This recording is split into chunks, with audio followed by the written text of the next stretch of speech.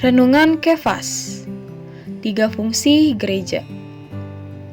1 Timotius pasal 3 ayat 15 berkata, "Jadi, jika aku terlambat, sudahlah engkau tahu bagaimana orang harus hidup sebagai keluarga Allah, yakni jemaat dari Allah yang hidup, tiang penopang dan dasar kebenaran." Pertama, sebagai rumah atau keluarga dari Allah yang hidup, rumah atau keluarga Allah adalah suatu kumpulan orang yang terdiri dari orang-orang beriman. Realitas rumah sebagai tempat kediaman Allah yang hidup adalah di dalam roh kita.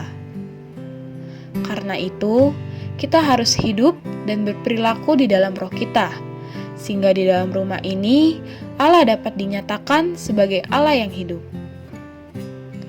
Kedua, sebagai tiang penopang dan dasar kebenaran, kebenaran di sini mengacu kepada hal yang sejati yang diwahyukan dalam Perjanjian Baru, yaitu tentang Kristus sebagai rahasia Allah dan gereja sebagai rahasia Kristus.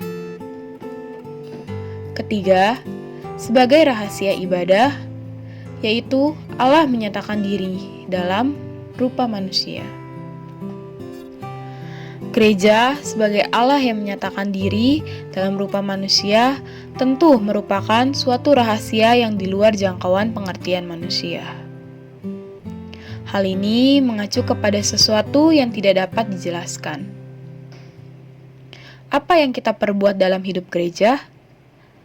Kita sedang mengekspresikan Allah. Banyak manusia yang lain mungkin tidak mengerti hal ini. Ketika gereja-gereja mencapai standar Allah seperti ini, maka di satu pihak, para malaikat akan bernyanyi dan bersukacita. Di pihak lain, setan-setan dan malaikat-malaikat jahat akan gemetar, karena mereka menyadari bahwa pada akhirnya gereja akan menghukum mereka, yaitu akan membuat mereka tercampak ke dalam lautan api. Poin penting yang pertama, sebutkan 3 fungsi gereja menurut 1 Timotius pasal 3. Poin doa, kita perlu berdoa agar dapat memiliki kehidupan gereja yang normal dan kehidupan kita diri Allah boleh tertampil keluar.